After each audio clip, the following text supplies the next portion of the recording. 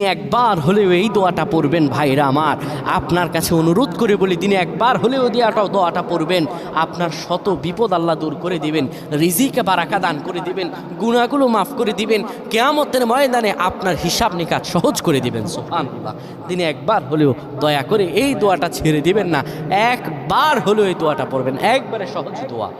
আপনি বিপদে আছেন, আপনার কোনো অভাব অনটন লেগেই থাকে, আপনার সুখের দিন আসে না, এত বিপদ কিভাবে বাঁচবেন, কেমন করে থাকবেন, কেমন করে সুখ পাবেন, হতাশ হয়ে পড়ে যান। আমার প্রাণের বাইরে হতাশ হয়ে যাবে না, আল্লাহর কাছে আশ্রয় চাইতে হবে। আমার রব্বুল আলামিনের কাছে যদি আশ্রয় চাইতে পারেন, আমার আল্লাহ আপনাকে আশ্রয় দিবেন।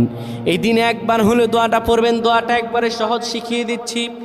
رب اغفر لي ولوالدي وللمؤمنين